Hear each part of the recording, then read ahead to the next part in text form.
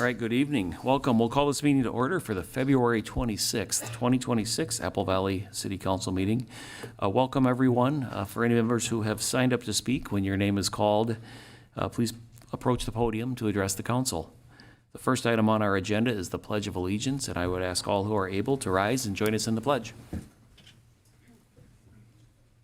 I pledge allegiance to the flag of the United States of America, to the republic for which it stands, one nation, under God, indivisible, with liberty and justice for all. Thank you. The next item on our agenda is to approve the agenda. And Tom, were there any changes this evening? Good evening, Mr. Mayor. No changes to tonight's agenda. All right, wonderful. Do we have a motion to approve the agenda? Moved. Second. Motion from Councilmember Bergman, second from Councilmember Hebert. All those in favor indicate by saying aye. Aye. Opposed? The agenda carries. The next item on our agenda is our audience participation portion of the meeting. This is for items not on the agenda, excuse me. We have a total of 10 minutes for this section, and yet typically during this section we are here to listen but not necessarily try to resolve and respond to comments that come forward. I'm going to start with those who signed up. If you have not signed up, I know we'll still give you a chance, but we'll get through those who signed up first. First on my list is Maggie Bruckman. I got it right last week, and now I didn't this week, so apologize, Maggie. No worries. So let me start. Go ahead. Yeah, whenever. Yeah, go ahead whenever you're ready. Good evening, Mayor Hoopa and members of the council. Thank you for your time this evening. I'm back today to express some disappointment. First, I have not heard back about the requests I made 2 weeks ago. I find that to be a real missed opportunity to show care, concern, and respect for your fellow citizens. What's more concerning, however, is your continued silence, lack of action, and your absence from the Cities for Safe and Stable Communities Coalition. Instead, we're encouraged to come to you to speak at your council meetings. I invite you to explore the privilege required to do what you are asking. To show up at 7 p.m. on a weeknight requires childcare, transportation, and a level of trust in public government that many of your constituents simply do not have because they're fearing for their safety. Requiring the community to come to you rather than you go to them is not engagement. It's a barrier.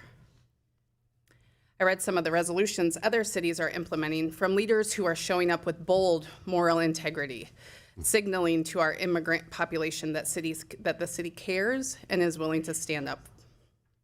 I would like to read one example, shortened, of such resolution that clearly names the harm happening and what this city is doing to stand with its immigrant neighbors. Whereas reports of harassment, intimidation, discrimination directed at immigrant residents undermines trust in government and public safety institutions and threatens the dignity and security of our neighbors. And whereas any infringement on civil liberties, including unlawful stops, detentions, or questioning, retaliation for speaking out, or policies and practices that chill the exercise of constitutional rights, harms not only the individuals directly impacted, but everyone in the community. Now, therefore, let it be resolved that the City Council of the City of Brooklyn Park, 1, denounces any infringement on civil liberties by any public official, agency, or individual based on actual or perceived immigration status, race, ethnicity, religion, or national origin. Number 2, condemns harassment, intimidation, and discrimination against immigrant community members in all forms, including verbal abuse, threats, economic coercion, and targeting in housing, employment, transportation, and public accommodations. And this is my favorite part. Number 3, affirms that all residents, regardless of their immigration status, are entitled to be treated with dignity and respect and to enjoy fundamental rights, including freedom of movement, freedom of expression, and freedom from unreasonable searches and seizures, consistent with the Constitution of the United States of America and Minnesota. My question is clear and simple tonight. Why won't Apple Valley pass a resolution? You have a real opportunity to go to co-draft something powerful with the community, a community that is hungry to have your support and engagement. But considering your propensity to not respond to community requests, here's a simple one. Do better, and not for us, but with us. We are not asking for you to sit in a back room and draft a policy for us. We are asking for a seat at the table to co-create a city where everyone feels safe, not just the people that look like you and me. Thanks for your time.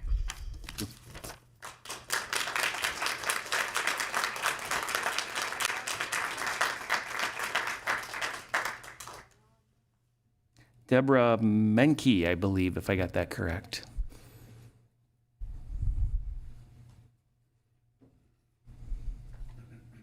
Hi, my name is Deborah Menke.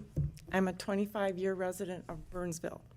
I am stepping in here because communities don't just have boundaries anymore. Communities with ICE are much more open. And our city passed an ordinance that keeps federal agents, ICE, out of city spaces.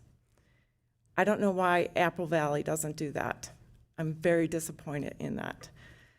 You guys have a mission statement it promote, enhance health and safety and general well-being of its citizens, all of your citizens, all of your visitors.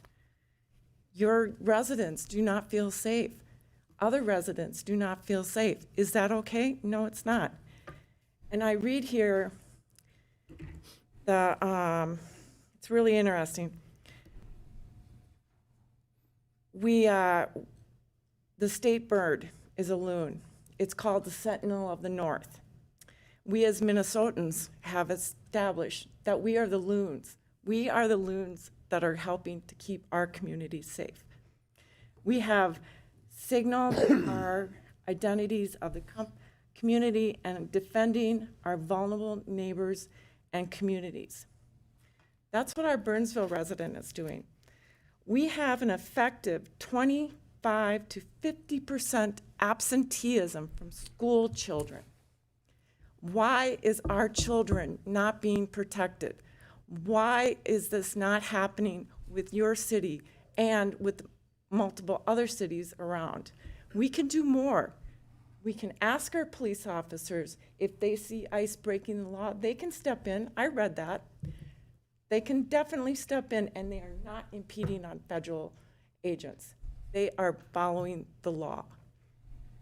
And it's very, very important for that, because to follow the law, people want us to follow the law, and all we have are whistles and phones.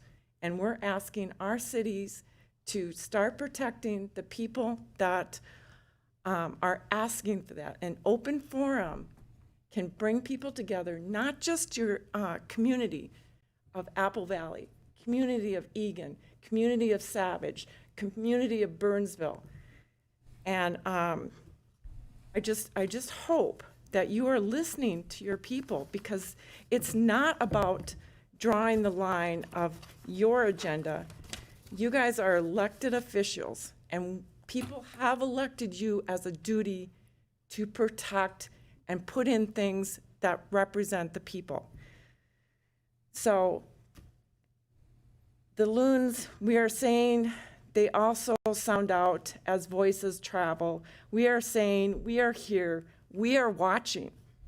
We are asking that all cities, Apple Valley, come together here and act upon people's request to respond back and to have an open forum council meeting.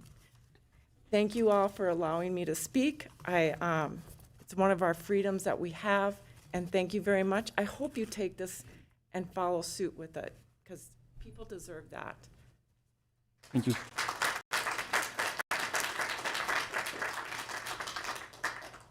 Liliana.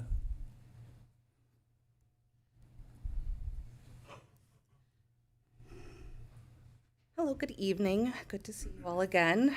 For weeks now, myself and other residents have shown up to these meetings to share what has been happening in our neighborhoods. We have described federal operations occurring on our streets, the fear families are living with, and with the economic harm to local businesses. And yet we continue to be told that there's no interest in creating a meaningful public space for dialogue.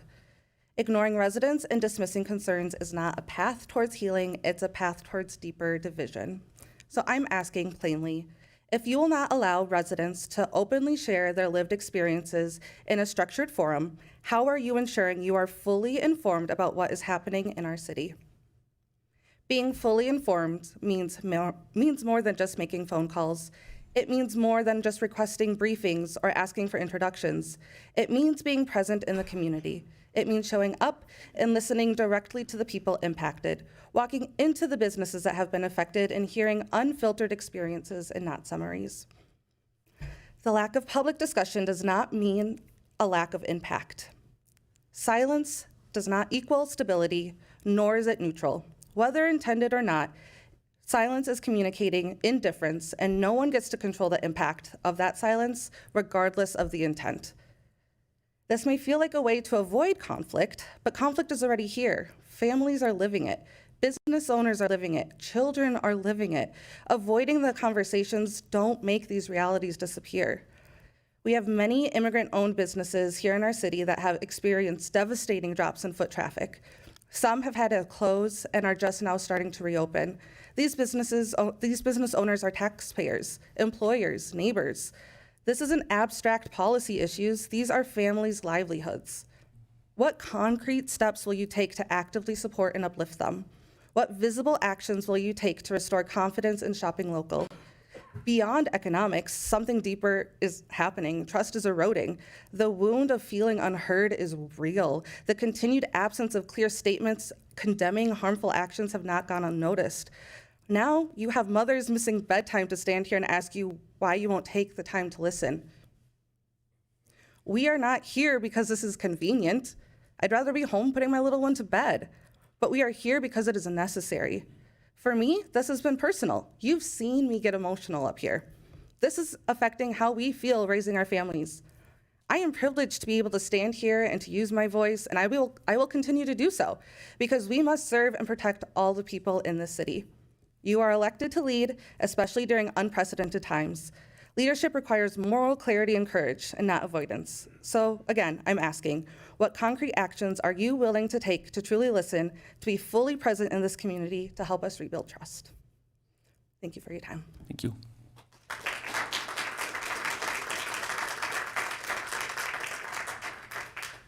And Nicole, I believe it's Fairley? Which of those was correct, Nicole? Thank you. Evening, everyone. Thank you for your time tonight. My name is Nicole Fairley. I'm just here to discuss what they are also discussing. As a mom, all my spare time right now, when I'm not working and coaching, is spent grocery shopping for the high school, grocery shopping to deliver to a local church, trying to get help to our neighbors. At this point, public safety is compromised. It is scary out on the streets.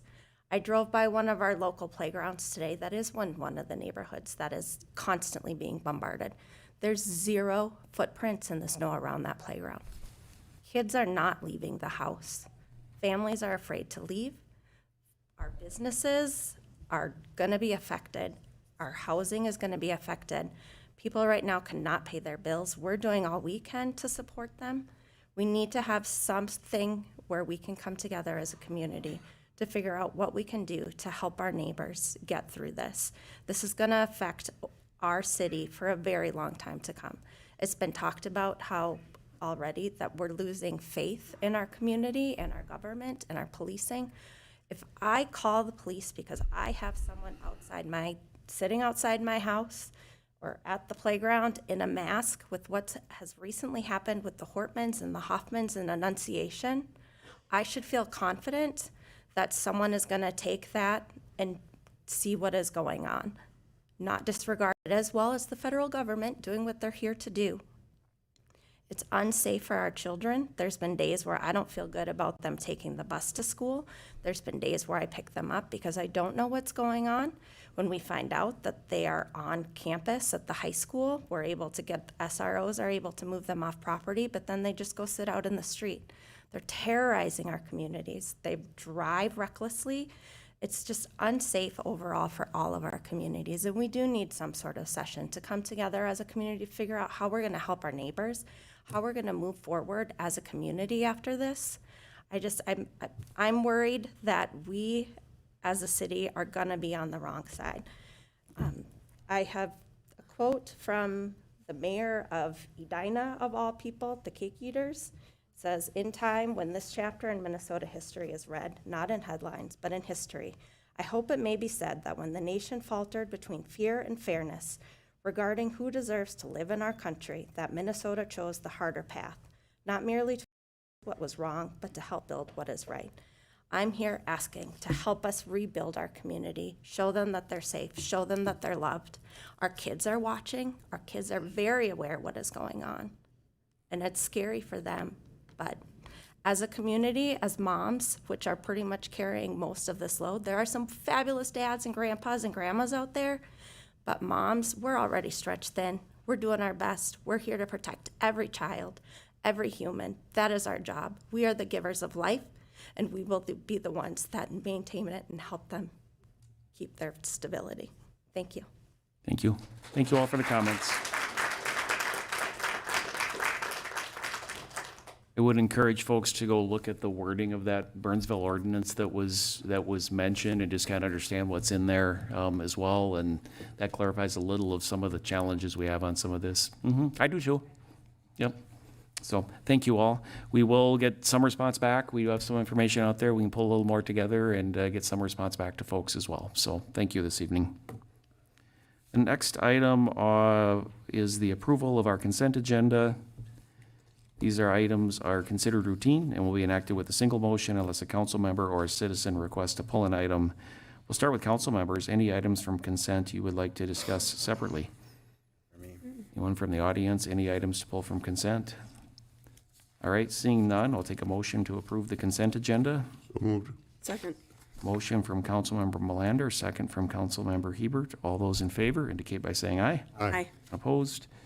That consent items all carry. The next item is the start of our regular agenda, which is 5A, and that's the introduction and oaths of office. And Chief Francis is going to kick us off on this one. As the chief makes his way up, family members who would like to get pictures, please feel free to find a good spot to get those pictures this evening. Don't worry about moving around a little bit if you need to. Nick, take it away. Good evening, Mayor and members of the council. We have an exciting and proud night tonight to introduce you to one new member of our team and reintroduce you to a couple other members who were recently promoted. And so first I'll start with Officer Matt Samaji. If you want to come up.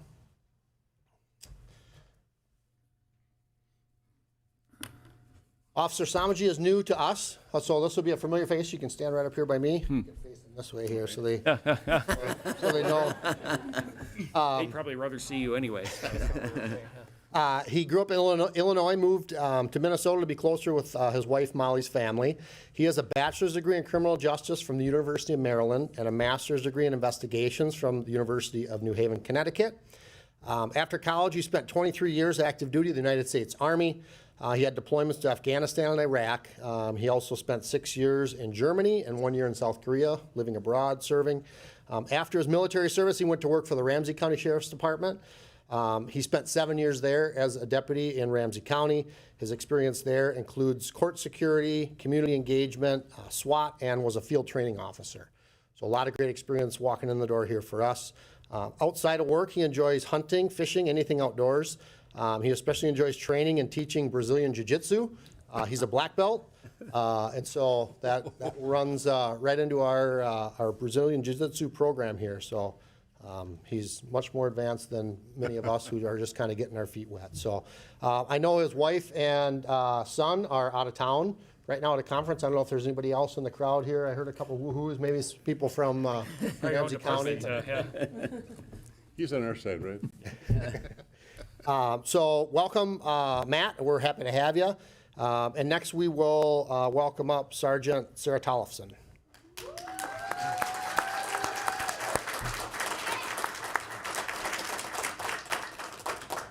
So Sarah, not long ago, was here before you getting sworn in as a police officer. As you recall, she grew up in the area. She attended Rosemount High School. She has a bachelor's degree in criminal justice and public policy from Concordia University in Wisconsin, where she played hockey and golf. We still are working on our hockey roster here, trying to get that competitive, and Sarah really helps out with that. She started her law enforcement career with the Faribault Police Department in 2017. She served as a police explorer advisor, use of force instructor, and field training officer. She came to us in Apple Valley in 2022, has served on patrol and the community impact unit. She was also instrumental in upgrading our fleet of bike patrol bikes from pedal bikes. We still have those, but she worked with a vendor and got a grant and got us e-bikes that we're able to use that we rolled out last summer. And so you'll see those out a lot more here as we get them up and running. Outside of law enforcement, she stays active playing golf, traveling. She also has started a wellness retreat nonprofit that's there to take care of other officers and family members, which is very, very admirable. That's just getting off the ground. And I'll let you introduce any of the gaggle of people that you have. Honestly, pretty much everyone over on this side of the room came here for me today, so I would not have been here in this spot unless it was for all their support, so thank you.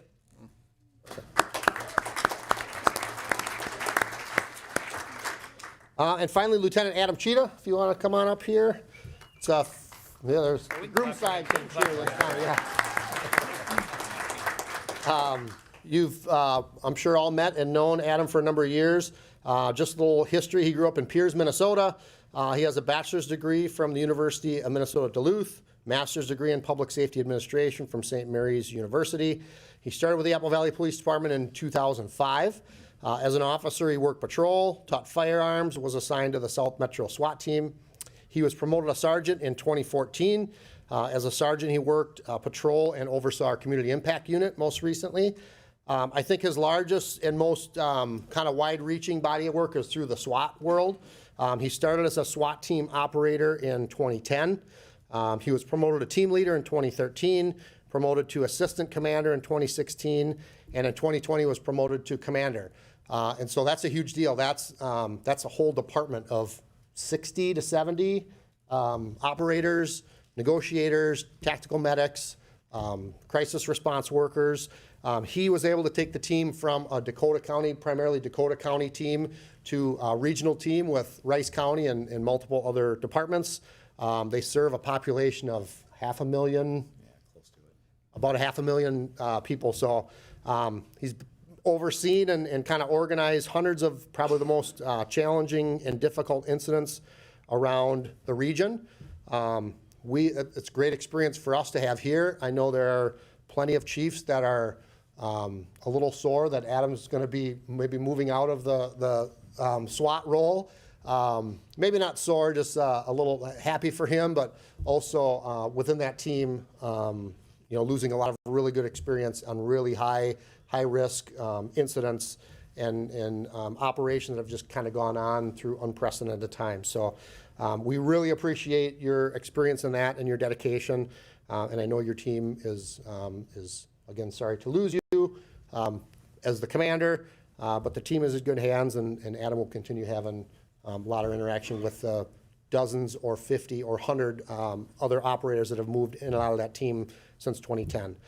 And anyone you want to introduce that's with you tonight? I have my wife Angela, and then our daughter and son Addison and Wyatt, and then a bunch of familiar faces from that. Thank you for your All right. Welcome. All right, well, we will do our oath of office. We'll get out of the way. Here, here, and here. All right, please raise your right hand and state your name. Matthew Samaji. Adam Cheetah. And repeat after me. Do solemnly swear. Do solemnly swear That I will support the Constitution of the United States. that I will support the Constitution of the United States And of the state of Minnesota.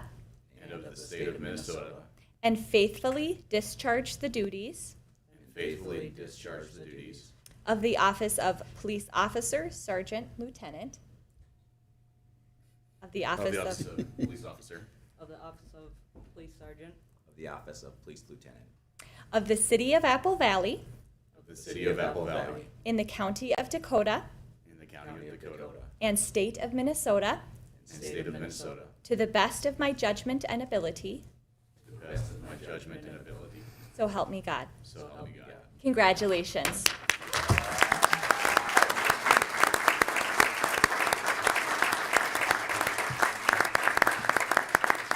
We will invite whoever is going to pin your badge on to come on up. And if, again, if anybody wants to come up here and get close and take pictures, you want to start? Start over there.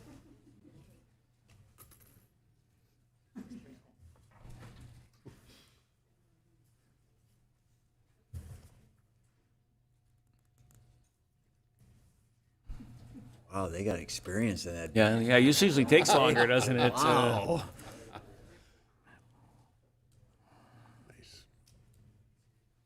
Nice, nice. Nice.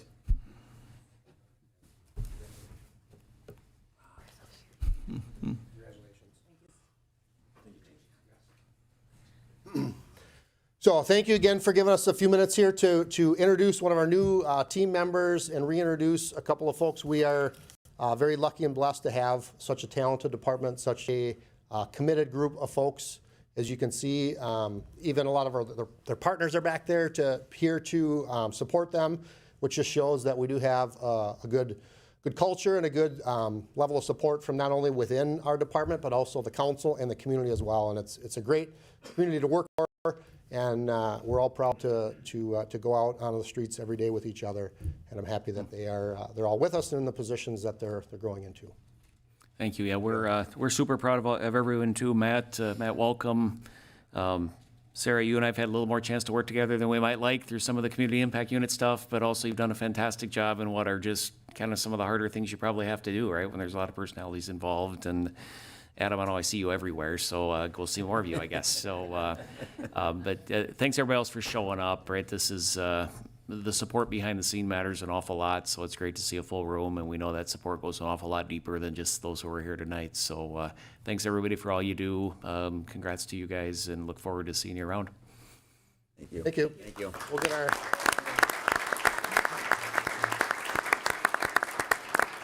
We'll maybe take a quick minute and get our. Absolutely, we'll give everybody a couple minutes to settle out, so.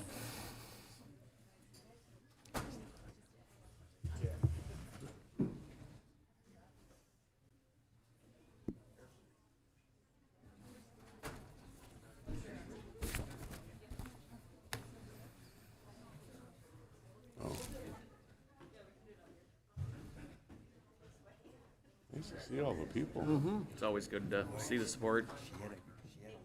Thank you, guys. Thank you. Thank you all. Yeah.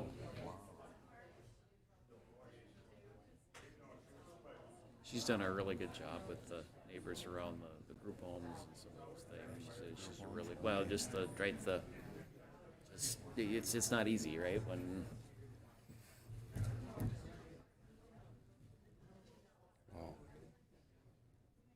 you're kind of stuck mediating and things that are hard to do things about, so.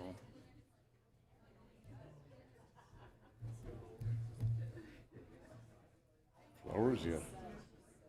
It's a big night. Nice.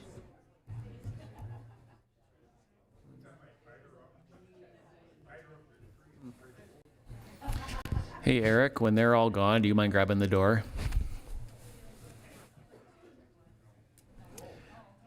We'll slowly get back to the meeting agenda here in 5B, which is our advisory committee appointments, and Christina's going to tell us what we're going to do next here. Good evening, Mayor and Council. As you will recall, at your February 12th meeting, the Council reappointed advisory committee members whose terms were expiring as of March 1st and were interested in serving another 3-year term. We had 2 committees that each had 1 member who chose not to renew their term. And those were the Parks and Recreation Advisory Committee and the Telecommunications Advisory Committee. And so we advertised for those 2 committee openings from January 20th to February 10th. We received 5 applications for the Parks and Recreation Committee and 3 applications for the Telecommunications Advisory Committee. One applicant is overlap. They indicated Park and Rec as their first choice and Telecommunications as their second choice. So this evening, we will start with appointments for the Parks and Recreation Committee. The way this process works is we will have a council member who will nominate the applicants. The mayor then closes the nominations, and then I will hand out the first round of ballots. Because we have 5 applicants, council members will each vote for up to 4 nominees. And then I will collect those ballots, tally the selections, and then return with a second round of ballots. Nominees who receive 3 or more votes will move forward in the balloting process. The council will complete the next round of balloting, again voting for 1 fewer than number of nominees that we have, and this process will continue until 1 nominee remains. I know you're all old hat at this by this point, but the council will then adopt a resolution appointing that nominee, and then we will move on and do the same for the Telecommunications Committee. Perfect.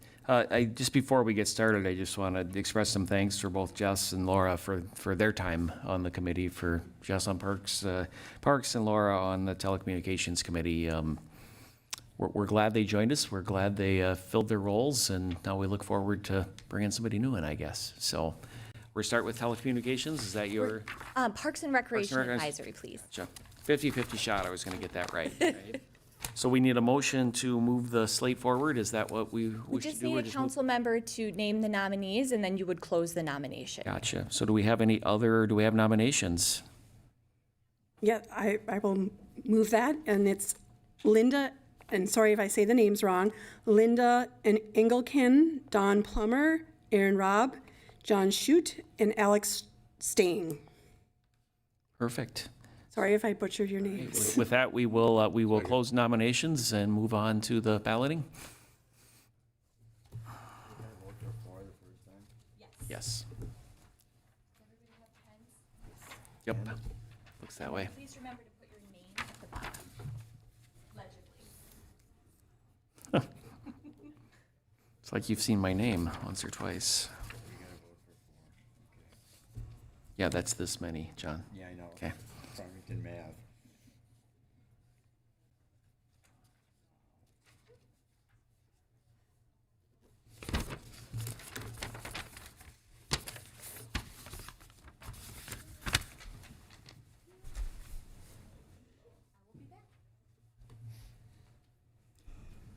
Tom, do you have a few updates for us while we tally?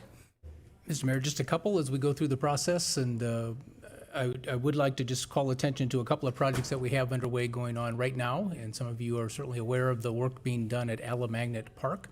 Not long ago, the City Council adopted the Natural Resource Management Plan for that park, something that was long overdue and needed to be done, and that plan is going to guide our kind of resurgence of Alamagnet Park over the next couple of months here. If you've been out there, there was a lot of invasive species that had overgrown parts of Alamagnet Park, particularly the buckthorn and other types of vegetation. And so we have entered into a contract with a company that is currently underway implementing the sections of our natural resource management plan. And if you go out there today, they have removed a lot of material, and in order to properly dispose of the material, they actually have a number of bonfires that are going on within the park. Once they get the bonfire created, it's more efficient for them to keep that process going, so they're actually manning the bonfires overnight, and they will do that until they're done with the material. Thus far, no complaints from neighbors. I think once the smoke started going straight up and not into neighborhoods, I think that has actually done very well. It will look worse before it looks better. Like most construction projects, when we get underway with these types of projects, certainly a lot of material is being removed, but there is a long-term restoration plan that will establish vegetation in that park that is more native to that type of forest, and will end up being a much nicer and long-term sustainable type project once this is done. So if you'd like to go out and take a look at Alamagnet Park, please do, but do look at the master plan as to how we're going to eventually finish up that work, and will be a definite improvement to that particular park. I will offer to Eric or Matt if I missed any comments relative to the project. Sounds like you got it covered. Perfect timing.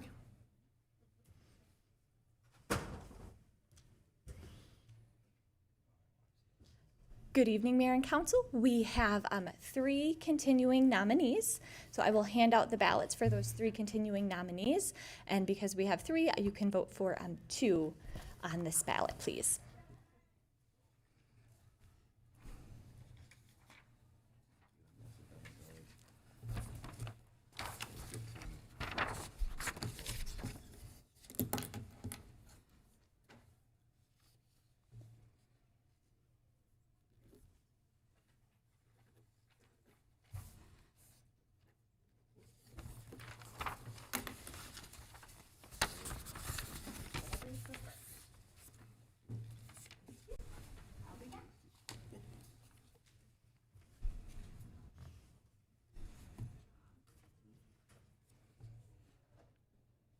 Tom, are they still using goats for buckthorn control? I've heard they have an appetite for buckthorn. Mr. Mayor, Councilmember Melander, some cities have used goats to help with their buckthorn control. Apple Valley has not to this point. The size of goat it would have taken to consume some of those 8-inch trees would have been a little intimidating, I think. Once we finish the project and maybe some more buckthorn tries to come back, maybe that would be the time to employ the goats. But at this point, the material was quite overgrown and needed a more aggressive approach than the goat could provide. Big goats. Right. Mr. Mayor, our Parks Director also has another item for the council tonight.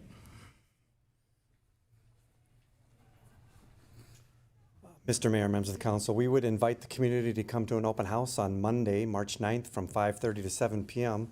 We're going to be at the Johnny Cake Activity Center, and we're looking for feedback on 3 different things that might be happening at Johnny Cake over the course of the next little while. One of those is we're proposing to install a challenge course in replacement of the existing playground equipment that's just north of the activity center. So we're looking for some public feedback about that project. We plan on applying for a Minnesota DNR outdoor recreation grant at the end of March, and this feedback will be helpful as a part of that grant process. The second thing we're looking at possibly doing and wanting to get feedback from the public about is we refer to it as a stadium soccer field that's in the Johnny Cake East Park. It was constructed a little over 20 years ago, mostly for high school soccer. Now that high school soccer isn't using it, we're looking at taking down the fencing, the press box, the scoreboard, and repurposing some of the bleachers. And so we'd like to get some feedback from folks to make sure that what we're proposing to do is acceptable to the community. We've reached out to both athletic directors and both youth athletic associations to get their feedback, and obviously invited them to participate if they would like to. And then the third thing is the Park and Recreation Committee is interested in entertaining the idea of possibly changing the name of Johnny Cake East and or Johnny Cake West. And so looking for some feedback about whether we should or shouldn't, and if we do, what should it be named after. So those 3 things, Monday night, March 9th, 5:30 to 7 o'clock, Johnny Cake Activity Center.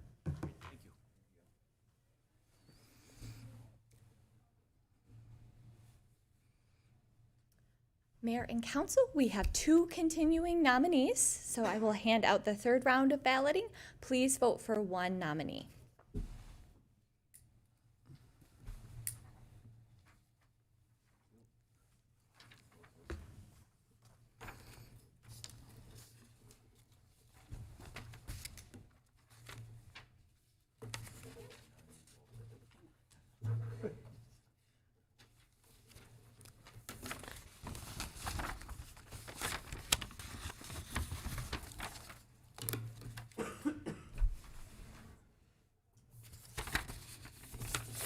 Yep. I will be back shortly.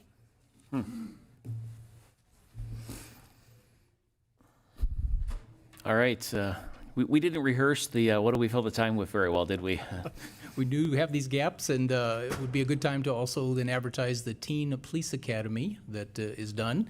And I think our police chief is ready to talk about that, and maybe Citizens Academy as well.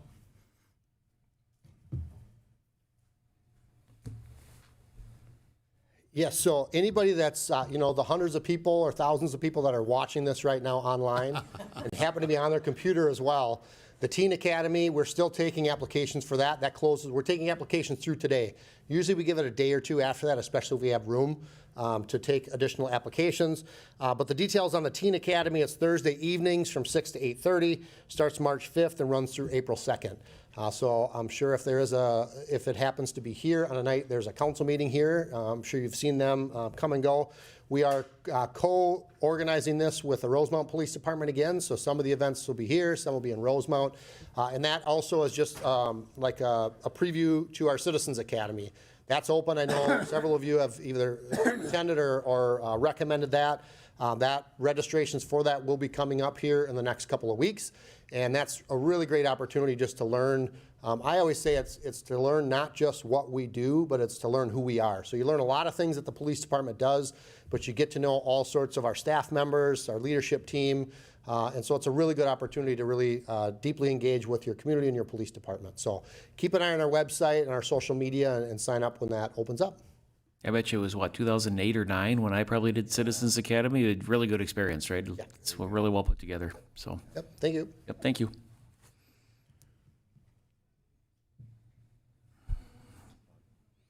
We have to be down to one, right? Yes. With 4, I worry about a tie, so, right? I was worried too, but nominee Aaron Robb had majority of the votes. So it would be in order now for the council to adopt the resolution appointing Aaron Robb to the Parks and Recreation Committee. I'd like to adopt the resolution to appoint Aaron Robb to the Parks and Rec Advisory Committee. We have a motion from Councilmember Hebert. Do we have a second? Second. From Councilmember Bergman. All those in favor indicate by saying aye. Aye. Opposed? That carries. Thank you, everyone, for applying and coming out this evening. We should move on to our telecommunications. Yes, please. So we have a list of nominees in the packet. Would anybody like to nominate them formally? I just have to get to the right page here. Mayor, I'm happy to Thank you. If you have the right page, please go ahead. I do. I do. And again, I apologize for saying names wrong, but the slate of committee applicants for the Telecommunications Advisory Committee is Marcus Hasley, John Shute, and Daniel Sullivan. Perfect. So we have the slate. Would you like to start the balloting? Yes, Mayor, if you could close the nominations. We'll go ahead and close the nominations, then we can start the balloting. Thank you. With Thank you. 3 nominees, then I will have you vote for 2 candidates, please.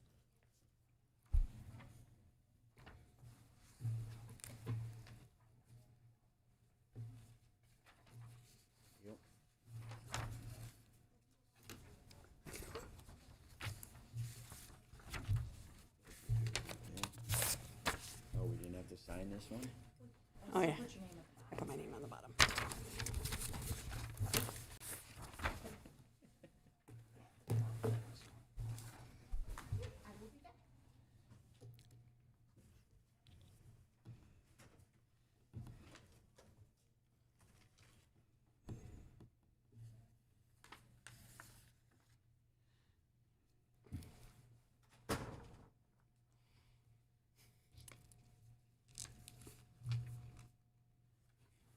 Tom, anything else?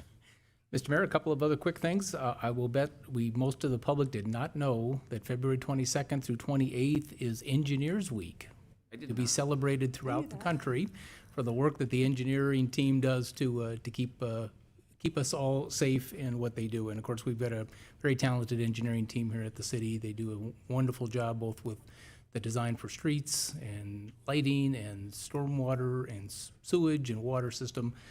We just rely on them an awful lot to do a good job, as Apple Valley is known for quality development throughout the course of its 50-plus years now. That team continues to do very good work, and as we get into the construction season coming up here very soon in the spring, we will have a lot of work to do, and it's because of their good preparation. So we want to thank Brandon and his team for the work that they do as our engineering folks. The last thing I would just mention is just a couple of ribbon cutting things that are coming up in the community. Maybe we don't talk enough about this, but Apple Valley does continue to grow, and we have a lot of very vital business district that does a lot of provides the services that we need and very much developing the tax base of the community. So we do have a brand-new Les Schwab Tire Center that will be opening to the public with their grand opening on Friday, March the 13th. That's at noon at the Les Schwab Tire Center. That's out in kind of the far southeast corner of the city by our ball field complex down there. And then also something new at the Minnesota Zoo. They actually have a brand-new bus shelter themed for the Minnesota Zoo. This is part of the Minnesota Valley Transit Authority service that they provide to the zoo, and they've done a nice job in developing out that system. So that ribbon cutting ceremony will be Wednesday, March the 4th at 10 o'clock up at the zoo. Maybe I'll just retrospectively mention one a few of us attended a few weeks ago, which was Valley Sweets, which is Tony and his wife who have owned Valley Diner for 17 years, opened a candy shop across the way. I know, John, you said you have been back. I think we've been back. So kind of fun to see all variety of things opening up and building off each other. So thank you. Christina. Thank you, Mayor and Council. We have 2 continuing candidates. I will hand out the next round of ballots. Please vote for one.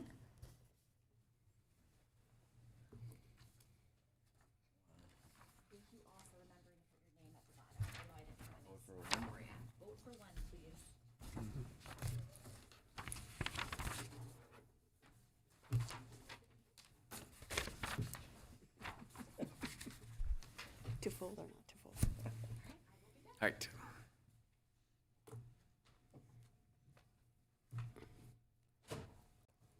Tom, what else? Are we out of? Mayor, that was Eric's the end got of my something. list, but Eric will come up with one more for us. Not stretching too deep here. So it's that time of the year where the city is looking for a lot of seasonal employees. And so in Parks and Recreation, we hire somewhere between 300 and 400 people in the summertime to do things like being lifeguards, working at our concession stands, working at the golf course, cutting grass, fetching range balls, helping maintain our parks, dragging ball fields, cutting grass there, and all kinds of other projects. I know that the Public Works Department and the Streets Division hires some seasonal employees to help with maintaining roadways.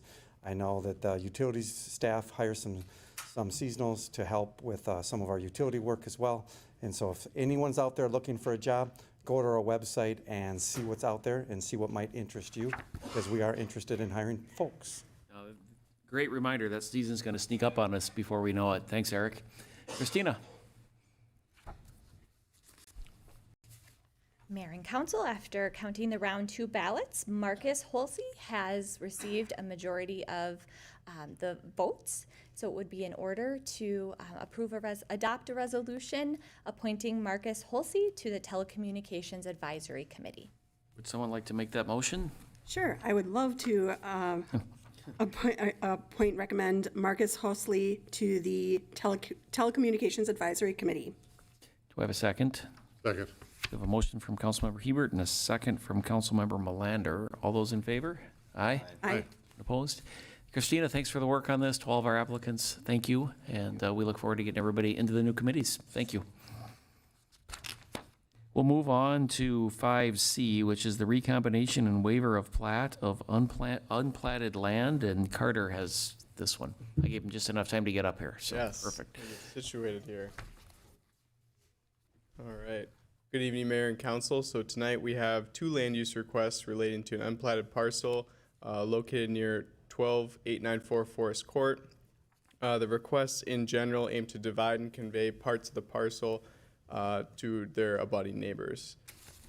So the council is asked to adopt 2 resolutions tonight regarding the unplatted parcel. First is approval of the recombination of the unplatted land, and second is granting a waiver of plat to facilitate the conveyance of that land. All right, so this site is located near the northeast corner of Forest Court and 129th Street West. It is a narrow, unplatted strip of land that has remained mostly wooded and grass.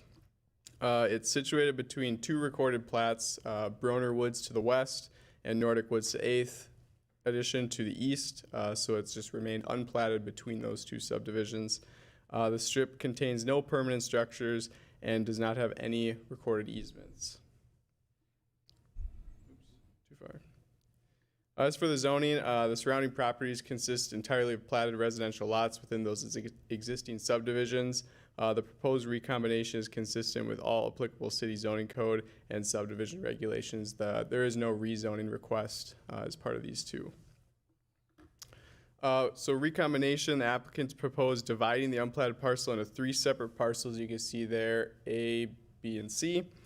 Through recombination. What recombination is, it's a process under our city subdivision code, which in this context is the providing mechanism to divide the single unplatted parcel into those 3 separate parcels. They will eventually become under common ownership with the adjacent lots. The parcels will remain legally independent.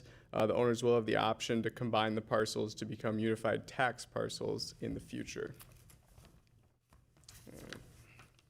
And also tonight, the applicants are requesting a waiver of plat under the city's subdivision code. This is due to City Code Section 15302, which generally prohibits conveying land via meets and bounds description, which would typically require a formal plat instead. So due to the limited scope of the request, a waiver of plat is being pursued. As for the proposed ownership, each new parcel will be conveyed to the owner of the abutting platted lot. So parcel A will be retained by the Myries. Parcel B will be conveyed to Marina Reliva at 12896 Forest Court, and parcel C will be conveyed to Ronald Gottschling and the Wendells at 6857 129th Street West.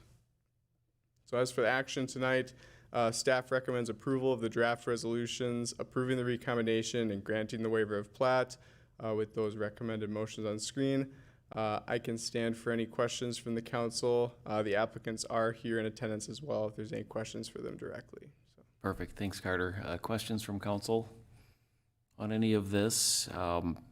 Thanks everybody for the time and work. This looks relatively simple. I know y'all been working on it, including the applicants, for a long time. So sometimes the easy things, or what seems easy, take longer than it seems like they should. So thanks for your work on this one. If there are no questions, we'll just move on to the recommended actions. So do we have a motion to adopt a resolution? So that's the first one, a resolution approving the recombination of the unplatted. I just want to make sure we get them straight here. This has caused us problems before when we're not clear. So, so we have a motion from Councilmember Melander, a second from Councilmember Bergman to adopt a resolution approving the recombination of an unplatted parcel in Section 15, Township 115, Range 20, Dakota County. All in favor indicate by saying aye. Aye. And opposed? That one carries. And we're looking for a motion to adopt the resolution granting a waiver of plat in connection with the conveyance of an unplatted parcel in Section 15, Township 115, Range 20 in Dakota County. So motion. From Councilmember Lander, do we have a second? Second. From Councilmember Bergman. All those in favor indicate by saying aye. Aye. Opposed? Thank you, and thank you all. Thank you guys. And the last item on our regular agenda is 5D, which are some text amendments to the zoning code, and Sydney's going to walk us through this one. Thank you, Mayor and council members. Tonight, I'll be presenting to you text amendments related to on-sale alcohol. Specifically, you're asked to consider amendments regulating on-sale liquor, wine, and 3.2% liquor in the retail business zoning district. The amendments, as shown on the slide, would remove on-sale wine and 3.2% liquor in conjunction with the restaurant facility from the permitted uses, and then remove on-sale liquor from the conditional uses in the retail business zoning district. To give some perspective, the retail business zoning district is highlighted in red on the map, so it's primarily located in our downtown as well as along other high traffic areas in the city. The primary reason for staff proposing this amendment is because alcohol is currently regulated in two chapters of the city code, in chapter 111 and then in chapter 155, which is the zoning code. In chapter 111, which regulates alcoholic beverages, that includes the licensing process. So a general overview of that process is on the slide here. The licensing process is far more comprehensive than anything that the zoning code does regulating alcohol, and then it also includes compliance checks as well as enforcement that again is far more thorough than anything that the zoning code can do. So because of that, staff proposed to remove regulating on-sale liquor and alcohol in the RB district. So for considerations for the amendments, one would be to remove outdated uses from the zoning code. So in general, staff would like to remove outdated uses in our zoning code. There are quite a few. For alcohol, most cities do not regulate the sale of alcohol in their zoning code. With that, we'd also like to reduce fees and processes for applicants. So currently, an applicant would have to apply for the liquor license as well as the conditional use permit, which both require fees for a relatively similar process. And then we'd like to eliminate those redundancies between the two chapters because they are fairly duplicative. And then lastly, most on-sale liquor CUPs are for businesses within the retail business district. So for now, we're just proposing to amend the retail business district. And in the future, we would like to make amendments to other commercial zoning districts and plan development that includes similar uses. The public hearing for this item was held at the February 4th Planning Commission meeting. There were no public comments or questions, and the commission unanimously recommended approval of the amendments. So for tonight, the recommended action is to pass the ordinance, as well with the additional recommendation of waiving the second reading. And I can stand for any questions. Any questions for Sydney? I just for me, thank you for taking the time to do some cleanup and rather than continuing to work around outdated stuff. So I think our business community appreciates it. I hope it takes a little work off your all's plate too to have one less step to go through. With that, we'll look for an ordinance to pass an ordinance or look for an ordinance. We'll look for a motion. How about that instead? To pass an ordinance amending the retail business zoning district to remove on-sale wine and 3.2% liquor as a permitted use in section 155.156 and remove the on-sale liquor as a conditional use in section 155.157. And that includes waiving the second reading. Do we have a motion to that effect? So moved. From Councilmember Hebert and from Councilmember Bergman. All those in favor indicate by saying aye. Aye. Opposed, and thank you. That one is passed as well. Appreciate the work on that. And we'll move on to staff and council communications. Tom, anything left in the staff communication list?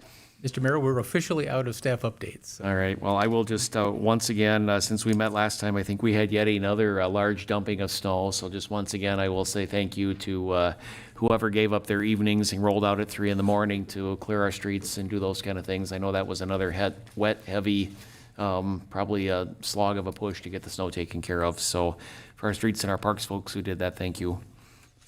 And with that, council, any other items? Lisa? Thank you, Mayor. I just wanted to take the opportunity, with the Olympics just wrapping up, to recognize and congratulate Apple Valley native Margie Freed. She participated in the biathlon, which is the cross-country skiing and shooting. Don't know how you can do those two things at the same time. It's pretty amazing. And in her, I can't remember what event it was. It was like 15 kilometers that she cross-country skied, and she got 19 out of 20 shots, and it was her personal best, and she finished 21st. So congratulations to our Apple Valley Olympian. Thanks for mentioning that, yes. Always fun to watch local folks, right? Minnesota had a really good turnout in the Olympics this year, so it's fun to watch. With that, if there are no other council comments, our next item is our calendar of events, and our next city council informal meeting is Thursday, March 12th at 5:30. And our next regular city council meeting is Thursday, March 12th at 7. Do we have a motion to approve the calendar of upcoming events? So moved. Motion from Councilmember Melander. Do we have a second? Second. From Councilmember Hebert. All those in favor indicate by saying aye. Aye. Opposed? And then finally, we will look for a motion to adjourn. Second. Motion to adjourn from Councilmember Bergman and a second from Councilmember Hebert. All those in favor indicate by saying aye. Aye. Opposed? And we're adjourned. Thanks, everyone. Thanks.